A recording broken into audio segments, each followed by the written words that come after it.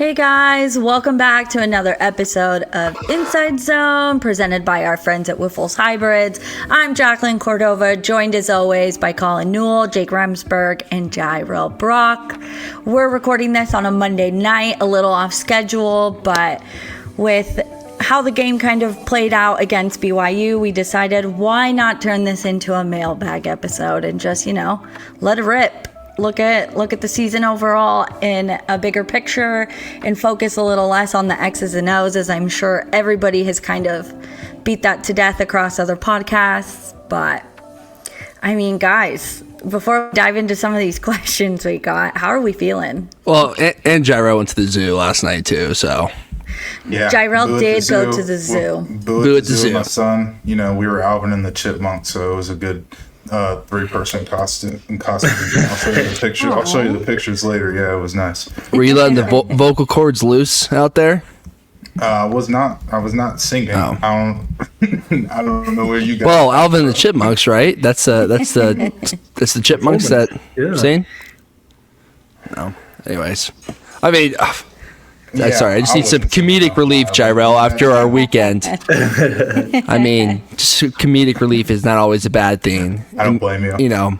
Maybe just watching like a little comedic movie tonight, just because Saturday wasn't fun. I mean, points were fun. Obviously, starting off like that, I mean, come on, like that was awesome.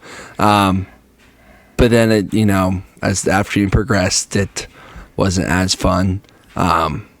Which stinks because I mean, you're fighting. We talk about it all the time. Like you fight all week for an opportunity to win a game, and when you make mistakes, like we did, and against a really good BYU team, your outcome's not going to be where you want it to be.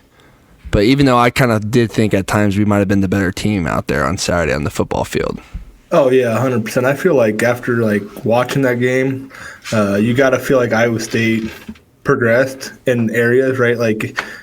Everyone looks at, the outcome and, makes your judgments on that. And obviously there were 4 costly plays in that game. Obviously more than that, but 4 turnovers in that game that really changed the tides of the whole outcome there. But I thought Iowa State really improved in a lot of areas where they had struggled in maybe coming out of break or going into that bye week. So I thought offensive line played pretty well. I think I saw something on Twitter that they were the highest graded offensive line in the country last week.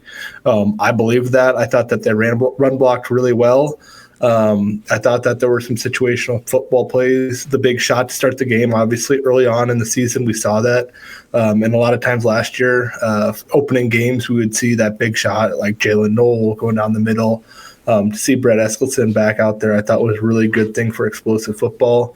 And I thought overall, there were some things on defense in the first half that we looked really, really solid and really made that BYU team kind of look not capable of going out there and be successful. So obviously I'm still positive. I think that there's so many things that Iowa State did well. The good thing is that all 4 of those things are really correctable and things that going forward I don't expect us to see again. I'm glad to see news so positive. Jake, you said it. That first stint. It was like we gave them a 1-2 punch at the beginning, and they kind of just came back. Obviously, right before half, they get the score. It makes things feel a little different. Me being in the stadium this time, I actually felt that. The difference of it, the change after halftime, it just didn't feel like that we had momentum. I mean, we were at homecoming against a ranked opponent after losing 2 straight. I feel like, coming out of halftime, we should have had even more juice than coming into the start of this game. Just to, especially when you look up at the scoreboard, obviously you try not to, but going into halftime, you're looking up at it and you're seeing that you got a lead on a undefeated BYU team that's been really good, especially defensively all year. And you go put up a good amount of points in the first half. You're expecting to come out in the second half and kind of do the same thing, and things kind of turn for the worst. Obviously, not what any of us fans wanted to see.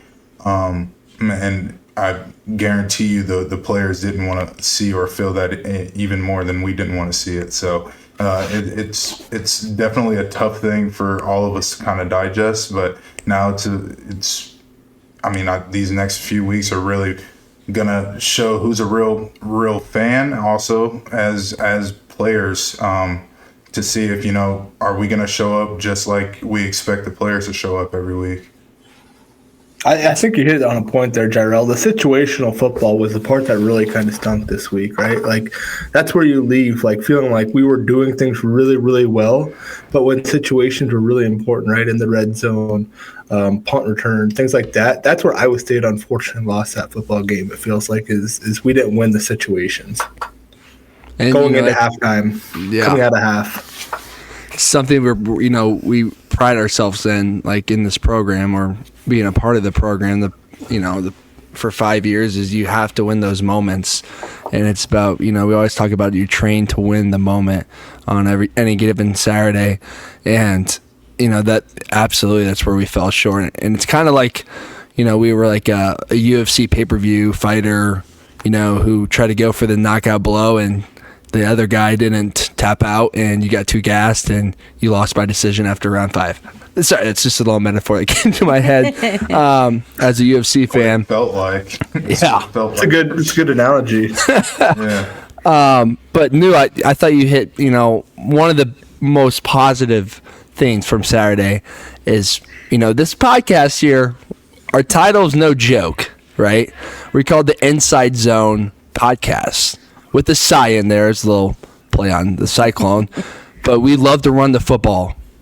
And damn it, we ran the football pretty well on Saturday, which is great to see the O-line working, running backs. So that's a positive. And, at the end of the day, my old self would tell me, if you run the football really well, you're going to win a football game. It's not so black and white as I thought as a young kid. But I will still tell myself that to win a football game, you have to run. To win the football game, you have to run the football. Jirehl, how did it feel being back? You haven't been here in a while. I feel like. And Jack tries how much fun. I mean, obviously the game kind of took a turn, but I mean, how did it feel being in there in that first half with a sold out crowd? And it was really freaking loud. It was pretty fun in that first half. Yeah, definitely got a little emotional, especially, seeing the guys run out of the kind of tunnel, seeing the fire go up, the sparks go up, seeing the cart drive out and everything like that. Definitely get a little emotional. You start hearing the dun dun dun dun dun dun dun dun, so it was definitely emotional, and just seeing some of the guys, and seeing family and everything, seeing you guys back there and everything like that. It was a nice weekend for sure. Just wish we could have capped it off with a win. Definitely. I was going into the bathroom at halftime. Man, I think we got this. I was talking to some dudes, in the bathroom. I think we got this. We got Kyle Conradi back. You just saw him hit that field goal. I think, we've been missing that the past few weeks. We got Carson Hansen in the backfield again. But it just wasn't our day. It just wasn't our day. Which, huge shout out to the holder, because that dude on that kick from Kyle Conradi, that was a hell of a, get the ball down, and then obviously he goes through and knocks it through, which is like a huge, oh my gosh, we're back. We got Kyle back there again. I was right there on the ground, and that ball didn't sound like it should have went. And it didn't sound, when he kicked it, it didn't sound like it should have went through. Well, Jirehl, it was an honor to have you back. I enjoyed it every second of it. Yes, I was very excited to see you when you yelled my name. Oh, of course. Isn't it crazy how the little music things that maybe you don't think of unless you're there, hearing that beat and hearing this is a cyclone weather alert, that stuff, dude, yeah. That's crazy, how much it just kind of makes you feel I don't know, that feeling again. Sense of nostalgia. Cool. Oh yeah. Yeah. No, I agree. I get pretty hyped up. Or if I hear a song, randomly going through a playlist or something, and I'm like, that was always a pregame. It just always. Makes me, yeah. I still listen to my pregame playlist from time to time. Sometimes I'll throw it on the gym, and it's going to be a good workout. Or I'll throw it in the car on the way to Ames. Oh, get you going. Run through a brick wall, dude. A little brisk air out there. Oh, how about that too? The weather on Saturday. I mean, I'm not a fan of the hot games at all. So when I can put a sweatshirt on and sit in the stands, it's glorious to me. It's absolutely glorious. I agree. Gosh, I had a thought and I lost it. Now I was just gonna say swag surfing will always have a special place in my heart. Special place. I heard they haven't played that in the past 2 years. No, it's really just the band. The band will play it. They have it in their rotation. And it does get me hyped, but obviously it's not the same. But it's obviously a very different team, so I don't even know that it would hit the same when you don't have all those old guys jumping around being crazy. First time swag surfing came on. Yeah, we are. Well, we asked people to send in questions, and some of them were a little unhinged. You could say that. Rightfully so. They're fans. Yeah. Well, and even just some across like Cyclone Fanatic as a whole, like in the like post game and on articles, like just some of the questions were, how do you expect people to answer this? But we can start with a semi-easy one, but relevant one, because as we said, something happened at halftime that just was like a flip of a switch. It completely changed the momentum when they came back, and someone sent in, how do you handle when things aren't clicking? What do the coaches do in this instance to fire up the team? And I feel like that's a good question when you look at the rest of the season, right? How do you figure this out? What happens now? I would like to say, it's a great question. I feel like everyone kind of points always to the coaches in those types of situations because it's easy to kind of like, you grew up playing youth sports and it was always like your youth sports coaches that would like get you fired up on a timeout in youth basketball or, anything with AAU football.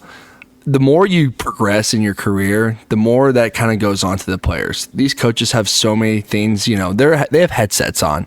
So they're talking about plays. Let's try this. Let's do that. What are you seeing?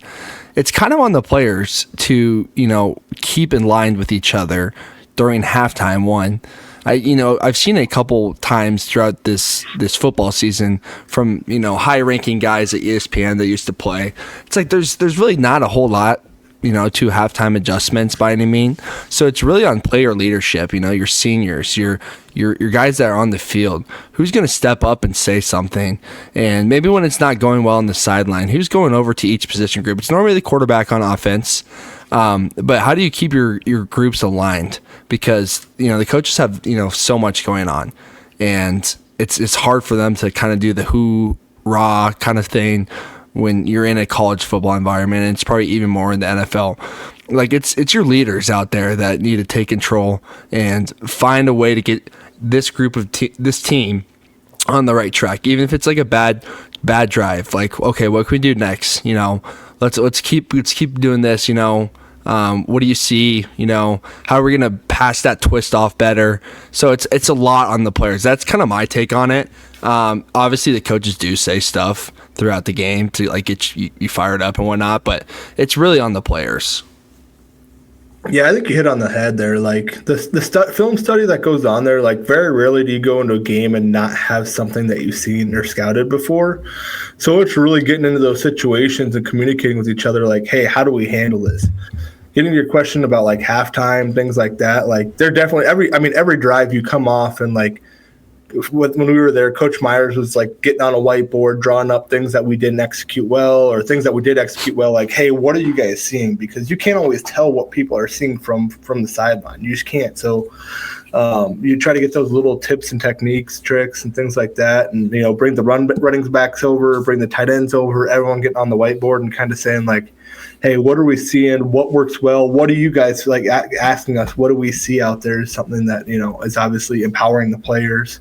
But yeah, a lot of times it was Brock for us or a quarterback coming over and saying like, hey, it's time to roll, boys. Like we need to get one drive going. We need to get that first down. And and we'll be good. But, those coaches got so much going on where they're thinking so much, strategy and game plan and things like that. Obviously, they do a great job because they know who we are, but every team's going to be a little bit different because everyone responds differently to stuff. Yeah, you guys are obviously both right. From a player standpoint, it's definitely just like talking with your teammates and making sure that you're on the same page. And then you'll obviously have those leaders who will, give some words to the team that'll, hopefully spark something within them to go out there and be better. But I guess from a coach's standpoint on how they provide a spark, it's schematically. I mean, you'll see that if you go back, maybe not now, and I know a lot of people are kind of upset with the fact that we don't return kicks at all. Actually being in the stadium and hearing everybody was like, take it out, take it, and then we weren't. And it's actually funny how many people are so upset with not taking it out. But back when we had Kane, we knew that if we were going to provide a spark, we needed to get the crowd in it and the team in it as well. So coaches would maybe run usually all of our kick returns go to the same side. Maybe they break it to the other side, and that's when Kane would have a long kickoff return and spark some morale within the whole stadium, with whether it be the team, the fans, getting everybody kind of into it, or if it's a double pass or something to just create a spark to get some type of morale. Like I said, when I was in the stadium this past Saturday after halftime, it just kind of felt like there was nothing there from the fans or even the team just on the sideline. Like you need that to where people are just feel like there's a bigger purpose, even for those people who aren't playing, to be able to cheer about something. You need a play or something like that to get everybody kind of out of their seats. And at the end of the day too, we have a job to do. We don't get they get paid now, but we didn't get really paid when we played. But it's like a job. I don't care if the score is 55-0. We're losing at TCU when they're trouting to the college football playoff. When I was a junior, at the end of the day, we're still going to be focused on our job at hand. We're going to try to get 7 out of the next drive. 55-7 is a lot better than 55-0. So yes, it's easy to kind of fall into the noise, as Campbell always says, the crowd's kind of dead. But at the end of the day, you're still going to go out there and try to execute every play, because all it takes is one play. You saw it on Saturday. Sparks of plays. Carson Hansen breaking some big ones. All it takes is one play, so you never know when that can change. So every play, you have to take the same mindset to it, no matter if, the crowd's dead or if it's 55-0 on the road. Those are the types of things you're just accustomed to doing because it's kind of your job. I think you made a great point too, Jirehl. That trick play, at least offensively, I remember there'd be times where we'd be practicing a trick play 3, 4, 5 weeks before it finally was that moment, and a coach could break that out, and it was everybody just had a little bit of juice. Hey, we're doing this play, this drive. You guys get that first down, we're ripping it out, and that was a little extra motivation to be all right, we need to get one first down, and then we're having this big hitter. We practiced it how many times, we know what it's doing. It's going to be a house call. So I think that was something too, where they just dangle that carrot a little bit, where it's hey, we're going to be practicing this for weeks, and then when I say we're calling it, you guys better be ready to execute. Well, they put me at wide receiver at one point for no reason other than provide a spark. I remember that. They're the first boy out there. Yeah, I literally was motioned into a tight end. There was no reason for me to start at the wide receiver position other than to have a little fun while you do it too. Because at the end of the day, it's a children's game. You played in your backyard, and Campbell always said that too. But I did line up as a wide receiver one time. Athlete.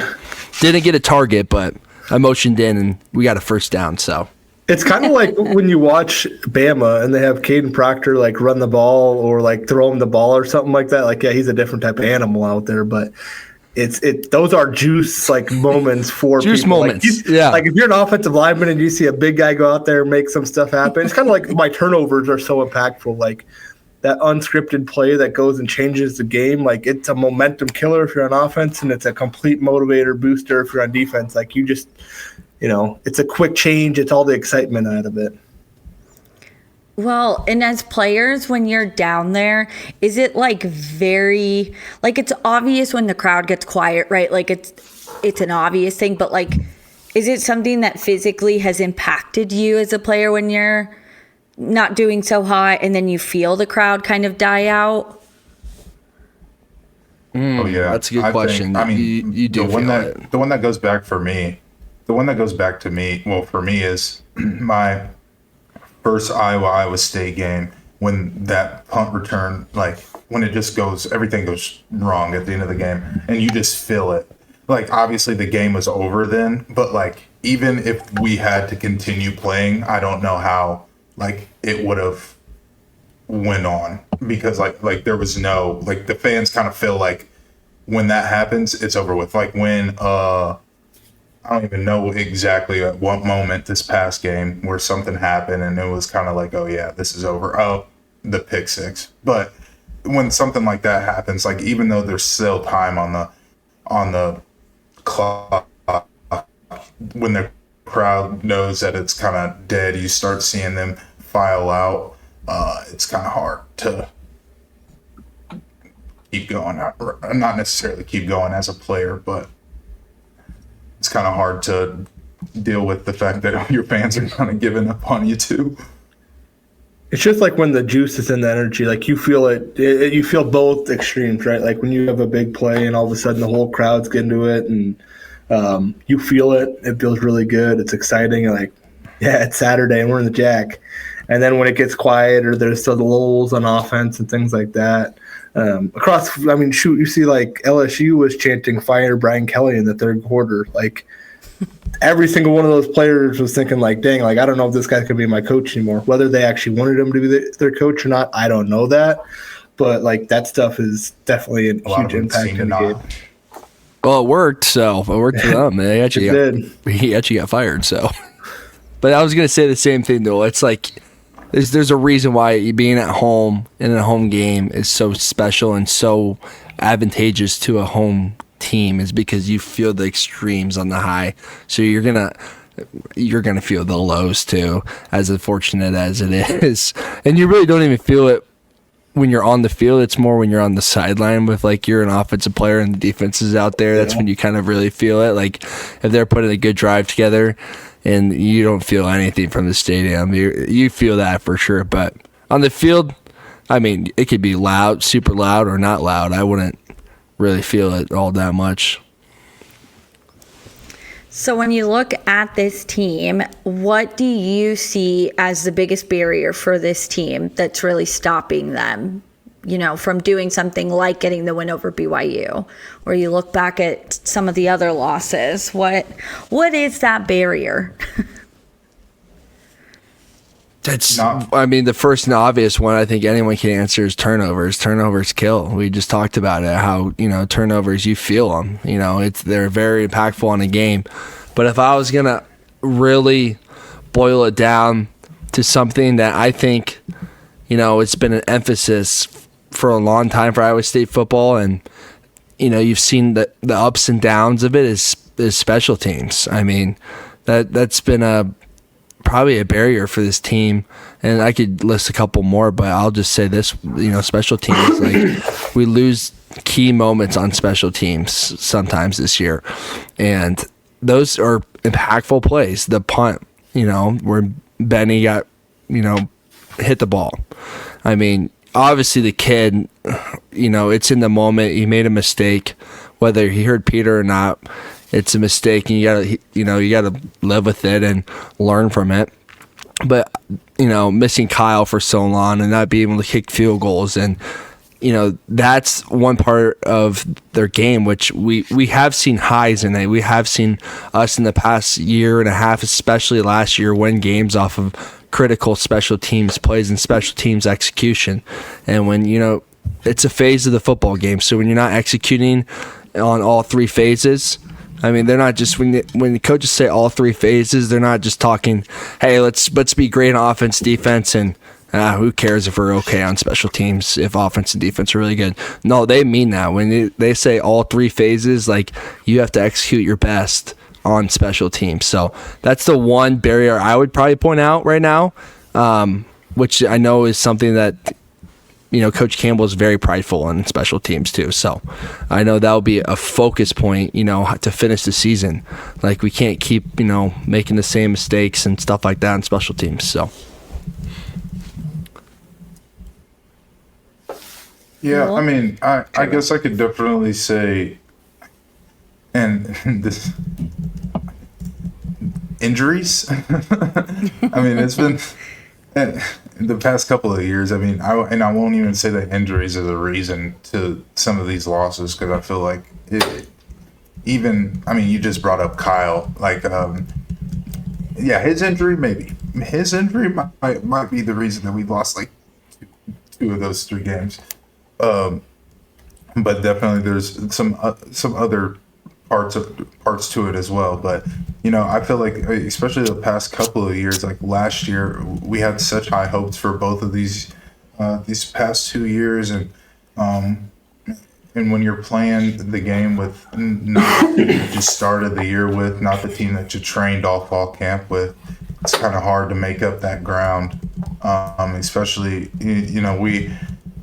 we don't get, especially when we have 2 of our top DBs out with injury, that kind of hurts our defense, especially when we don't get the pressure that is needed if you're missing those veteran DBs like that. So injuries has been killing us. I mean,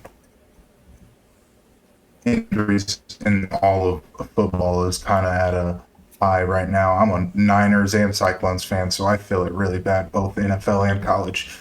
But finding some way to make sure that these guys can make it through the season healthy, that is a great way to start. Yeah, I feel like the capitalizing on the momentum, right? Like being able to stop like a one shot to the foot. Like, you got to be able to say, okay, like, hey, we shot ourselves in the foot. Now we need to go out and make a big play and get the juice back. It seems like there's been situations and times where it's like, once one bad thing happens, we haven't rebounded incredibly this year, which is easy to do, right? It's really hard to rebound in those situations because momentum is such a powerful thing. Last year, Cyclones capitalized on that, right? Like, all the breaks went their way. They say create your own luck and all that stuff. And that's a thing that's really tough, I think, and what people are struggling with right now is like, we return a ton of guys with a lot of experience, and we have a really good team. And I mean, we put up almost 500 yards of offense. Like, we have a very talented staff. We have a very talented, group of players. Like, we have a really, really good team. If there's situations where we can just put a needle in it and be like, all right, hey, no more interceptions, no more turnovers. We're actually going to go get a turnover and change the momentum and get the crowd back into it. I feel like that game, just one less turnover and we get one turnover, that completely changes how everything feels. It gives a little bit of momentum. It's playing team football, right? Like, offense helping defense, defense helping offense, special teams being the thing that brings it all together. Just needing that one stop to go out there, that one big sack, that one, you name it, that one big run, that one deep pass. We're having them. It's just situationally, they're not consistently happening in the situations we need them to happen to. Obviously, you come out and have the big touchdown right away. That brings juice. We needed one of those probably coming out of second half to say, like, hey, we made that big play, and all of a sudden the crowd gets hyped up, Juicy Wiggle comes on, whatever it is, to kind of make that change. So the situational aspect of football, being able to make the big play. Well, and when you guys have been in maybe similar situations after tough losses like that, whether they're in the middle of the season or the beginning, I mean, how did you guys respond? What is it that made you like flip that switch back and get back into the groove of things? I mean, it's super easy to, kind of sit on a scoreboard sometimes. But at the end of the day, we're still 5-3. I mean, we still have a team that we kind of need some revenge on from last year. So, it's kind of just, you have to flush it. Like, you can't, I do it as a fan now too. I'm like, oh my gosh, we've lost 3 in a row. Like, I get so caught up into the last 3 weeks that I forget we've already won 5 games, and we could easily be 6-3 and keep pushing forward, next week. But, as a player, you kind of just have to rely on your guys. I mean, you've worked since January. You've built relationships with every guy in the locker room. So it's not like they're going to walk in the facility today or tomorrow for their first practice for Arizona State. It's just going to be, dreadful. And no, you're out with the boys. Like, you still have the same locker room talk, the same training room talk, the ssame stuff. So, I mean, those are the things that, you rely on to keep you going. And, it's always the people in the building that, it's going to take you to the next step. The outside us now, I mean, as much as I love those guys, I mean, it means nothing to those guys in the building. So it's that group of people in the building that have been in there every day, 365 days, working for another week. So, I mean, that's what I would kind of say is whenever I went through a bad loss or, had a bad week or now bad 3 weeks, it's all the people in the building. Yeah, for sure. Those guys are still going to go out to practice this week with a smile on their face. It's not going to be like they're, it's definitely a, flush it type of thing. Jake, you said it, they're going to be out there with their brothers, and that's what they want to do. That's where they want to be. They didn't just choose college football. They didn't just choose college football for, the chance to maybe go win the national championship or go win the Big 12. They chose it because they want to, play football with their brothers. Like Jake, you said it earlier, this is a children's sport. Like, we've been playing football with brothers from when we were younger. That's not going to be something that just goes away, especially from a loss like this. They're gonna find some team morale to come back and just be better next week, and that's what's going to be needed to be found. Yeah, I think that's the crazy thing, right? Like, you can't put into words how close a team gets year to year, season to season. Like, there's always turnover, right? Seniors graduating, people transferring, new freshmen coming in, new transfers coming in. What Iowa State is when we were there, I know it's still the exact same way, but like how close you get to your boys, like, you can't make that up. Like, there's never anything that's like could separate that fact. Like, it's the coolest part about football. It's the hardest transition when you come out of football, in my opinion. When you go from every single day being able to like go to practice, you go sit down with your dudes, you go watch them film, you go through the weight room with them, you go home, you live with a bunch of football guys. Like, you get together on the weekends, you get together at nights with your guys, like every single day, 365 days a year, maybe 3 weeks, 4 weeks off a year, whatever we get. Like, you are in it. Like, those are the dudes you hang out with on the weekend. So it's just, the brotherhood is like beyond it. Like, those are the people you want to go ride and die for. Iowa State never has like the situation where it's like, all right, is that guy bought in, or what's that guy's not going out there and they're not finishing a play. Like, we're in every single game. Dudes fight for each other. And I think you see it on the field. That's like the direct correlation of like how close and how much people care about each other off the field. And that's credit to the staff and leadership. So that's getting passed down, year to year to year from every class to the next. So it's cool. I have no question that they're going to go out there and keep on fighting. Like, that's just what Coach Campbell does. He doesn't get knocked down. Like, he keeps on standing up and see how many times he can get back up. And I have no doubt that they're gonna rally together here, because we don't want to watch losses. They don't want to lose even worse than that. Yeah, and you bring up you bring up a good point too. I mean, these guys, they play hard, and as an ex or alumni of this program, I don't want to say this necessarily, but I mean, if we go 3-9. But every weekend I turn on the film and those guys are playing their ass off. I mean, as a alumni, it's where you still want to see your program. So that is something that, I take pride in still, that, I was a part of that and to build that. And there's a lot of young guys out there too, and they've bought in. Like those young guys, they might have some MAs. I kind of saw some multiple times on Saturday, some MAs. But man, they play hard. So as an alumni, that's for sure something I still love to see every weekend. You can take an MA or two if you don't see loafs. Oh, yeah. We could take an MA. No loafs, though. Loafs are a cardinal sin. Cardinal sin, as we used to call it. If you're gonna MA at 100%. Absolutely. Coach Tom Manning told me that one time when I was a young cat playing. He's like, Jake, this is not right at all, but damn it, I love the physicality. And I will take that anytime before you mess up a blocking assignment again. Easier to coach an assignment than to coach someone to go hard. I have a picture, and I promised Will McDonald to never share it. But I might share it sometime because it's a pretty awesome picture, and that's the play in practice. It was such a bad MA, but, Will, I love you. I got him just a little bit. He's busy. It's fine. Yeah, he's busy. He's being a star. It's that 5-star culture, guys. That's all I could think of when you guys were talking. Well, before we dive into a fun big picture college football question and a fun topic that's a hot topic around the fan base, we got to give a shout out to our sponsors, Wyffels Hybrids. We're here because of their support. U.S. farm family owned since 1946. They are proud supporters of Iowa State athletics and, of course, Cyclone fanatic. Wyffels is all about Cyclones, supporting Cyclones with seed corn that's built for the Corn Belt and backed by people who live it every day. So plant your independence, plant Wyffels. Check them out, wyffels.com.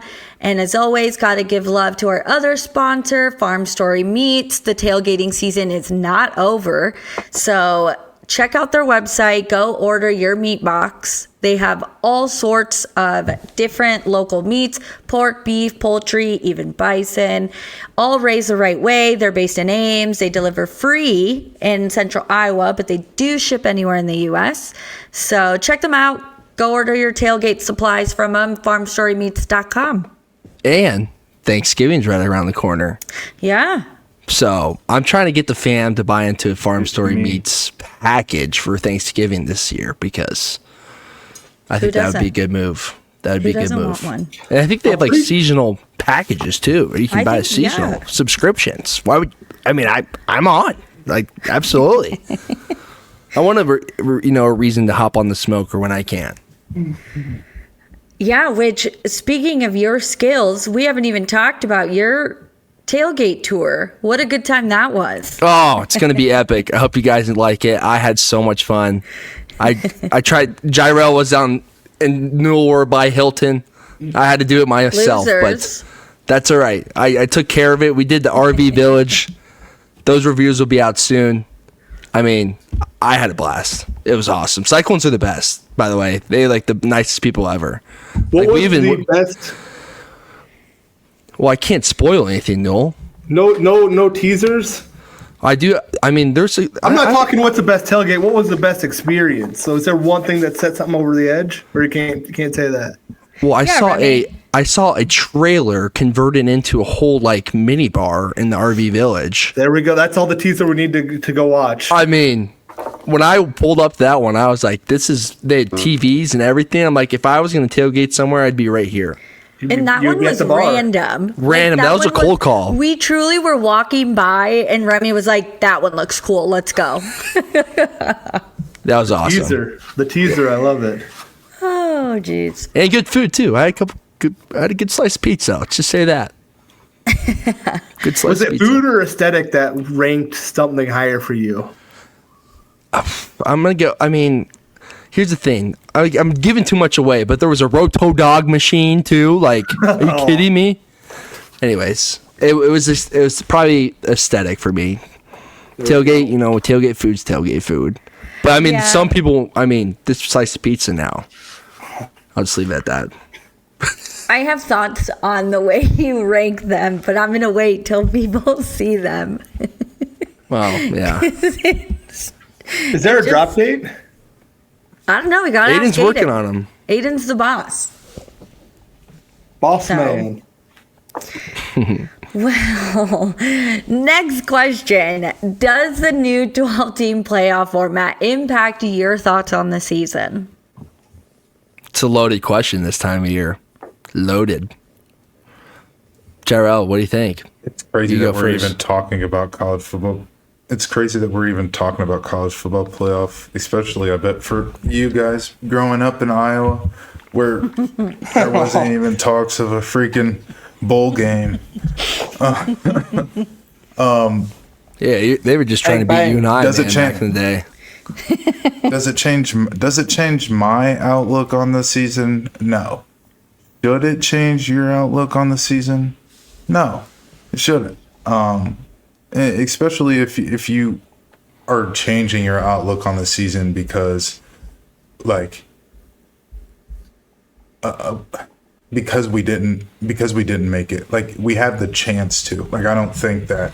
I think that if there were 4 teams, it'd be obviously a lot harder to make it there. Like, if you even look at last year, like, we were 1 game away from going to the college football playoff, which that's a like big deal. Like, they're giving, I think with the 12 team, they're just giving more chances to make it there. And like, football is an any given day sport. You get out there in the college football playoff, who knows? Somebody could just beat somebody unexpectedly, like, and make a run. So, you know, I think giving teams a chance, because if it was just 4 teams, we already know we could probably pick the 4 teams that are going to be in it before the season even starts every year. I think this gives us a freaking a chance to, you know, make it in, and don't look at it like as a failure when we don't get there. It's just a higher ceiling to get to, not a lower floor. Yeah, I mean, it was obviously nice going to the Fiesta Bowl and stuff when we were that's one of the 12 things, like it. 12, one of the 12 games. Oh, I cut out completely. I think though, you know, it's you look at last season, and you take the Pop-Tart Bowl, and I don't think anyone's going to complain about winning that Pop-Tart Bowl. How awesome was that? So, bowl games are still fun at the end of the day, especially when you can, you know, go out and beat a team like Miami. Who knows who will end up playing in a bowl game this year? There's a lot of, you know, good teams out there still fighting for bowl game spots. So you never know with today's landscape where you're going to land with a bowl game. But in regard to the college football playoff, I mean, yes, that's an obvious goal. But I mean, I think the better question is like Big 12 championship. That one hurts a little more as a player than college football playoff, because if you win the Big 12 championship, you're into the college football playoff, and then you're playing for another championship. But you know, you spend so much time in the offseason about winning the Big 12 first, so that's first. You got to win that one first, unless you know end up in an undefeated battle in the Big 12 championship. But that's a conversation for a different day. Like, as a player, you want to win that one. You know, that's the big one as a player, is you want to be conference champions.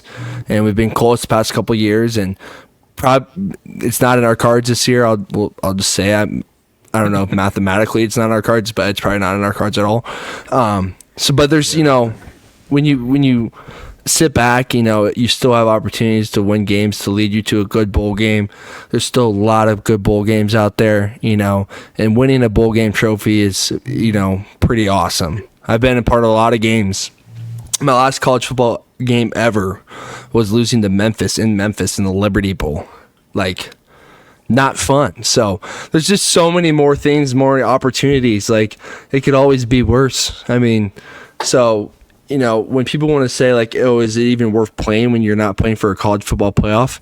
Oh no, there's way more. Trust me. We're not going to put in so much work in the off season, and when that's out of the table, then it's a ruined season. No, there's a lot more to play for. So you need even the Big 12 championship too. I mean, just so much more to play for and so much more to work for.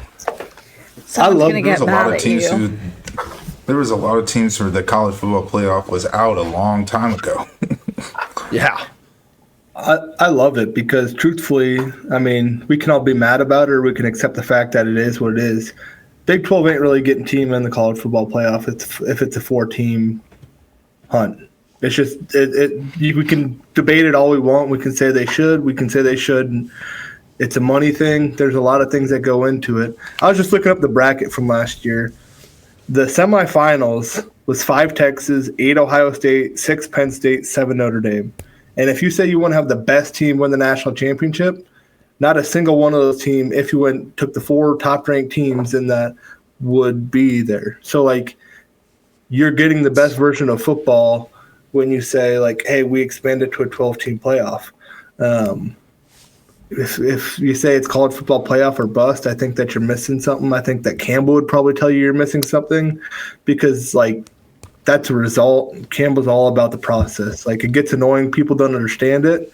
But, like, when Campbell says he changes people, he does this, like, that's how he wants to be judged on. I know that I can speak for these guys, too. Like, our lives are changed because of Coach Campbell and who he is. And that's the greatest payout that I could ever have. Right on, dude. Come on now. Preach. That was deep. It's true. Clip it. Truth. We say nothing but the truth on this podcast. Well, I think we should transition into a less deep. Well, maybe it is deep, depending who you ask, I guess. Guys, most important question of the podcast. How do you feel about the black uniforms? Why does Campbell demand on wearing black uniforms so much? This conversation needs to die. Go ahead, New. Go ahead. Yeah, who New. wants to pop off? Go ahead. I New. mean, it's what the players want. It's what the coaches want. You win football games because I can tell you what, I've seen a lot of red and yellow Iowa State teams that lost a lot of football games. I haven't seen a lot of losses in black uniforms. That's all I'm going to say. Yeah, I mean, I 100% agree, Noel. We loved wearing the black uniforms. Campbell loves, the coaches love it. Yeah, I agree. The conversation probably has to die because whether you like it or not, they're wearing black. We've seen a lot of wins in black. Yeah, a lot of good ones too. We A got lot of good ones. A lot of history and Fiesta Bowl win in black. Fiesta Bowl win in black. Multiple ranked wins in black. So, I think it's a win. But I mean, jerseys it's a fun topic to talk about. Whoa, what's the jersey? I still see Twitter every week blowing up what we're wearing, if we want to wear the yellow pants or whatnot, and all this stuff. The players, when you walk in that locker room, you see those black uniforms. Oh, there's a different level of excitement. Different level of excitement. So wear whatever you want. Especially 2020 when we were going dumb, and every time we were at home, coach was like, black jerseys. Yeah. Yep, we knew we were wearing a black jersey. No, because sometimes coach would not even tell us what we were wearing, and then we'd walk into the locker room and the black jerseys were hanging up, and we were like, oh yeah, it's time to go. It's time to go. People talk about it as if like Campbell's sitting in his office, like, screw this place, screw this tradition. Like, I'm wearing black because I hate it here. Like, no, that's not it. That is what people sound like when they're going nuts on Twitter about crazy. the black. Because everyone wants to talk about school traditions and color or all that stuff. I'm like, we don't have much tradition of winning at Iowa State. So, like, let's go ahead and say, like, let's make our tradition winning in black. I have no problem with it. I can't It's because say we I win complain. in the dark. Maybe that's where it all started. How many Win in the Campbellisms can we dark. get in here? Raise the standard. New jerseys. Another one. The standard is simply raised every time the black uniforms are worn. Let's raise the standard next weekend. How about that? Ooh. And we better wear black again. Darn it. I don't care if it's noon. It's Arizona State. They know deserve to what? get us. They deserve to get us in our black uniforms. That's what I'm tweeting. We need to it. win in the dark, and we're Noon? Black. At noon. at noon. Do you guys care what you wear? Does it impact you? We all said we like to wear black. I mean, it is what it Yeah, is, I like- but there's a little bit of excitement when you wear black. I like the black jerseys. I love being on the road and wearing white though. Like our all whites was so fire to me. Yeah. You for sure notice it more. On the contrary, when you have the uniform combination that you don't particularly enjoy a whole lot. What was And your least Red favorite? on red on red. On red. Red on red on red. Oh Yeah. yeah, Yeah, I don't yeah, like red that. on red on red. Yeah. The red And sometimes the cleats are important too. As a vet, when I got older, I didn't care what cleats they sat out for me. I was wearing my white cleats regardless, and I'd use tape to cover up the white cleats. But the cleats were important to me too. Any final thoughts, guys? This one longer than I expected. That was fun. I needed that for my mental the rest of the week. just needed to let it out. Just let it out. Rip the bandage off. Rip the bandage off. Let's keep running the ball. Run the damn ball. Run the damn ball. That's it. That's what I got. That's the That's what clip. I'm ending out. Run the damn ball. Well, Iowa State's back next weekend, like we said, at Protect noon. the ball. Yeah. Arizona State. I don't even know what to expect, but you know what? I'll be there. I'll be on the sideline. As always, thanks for listening, guys. Head over to the Cyclone Fanatic shop if you need any new gear. We'll be back next weekend to break down whatever goes down against Arizona State. Thanks for listening.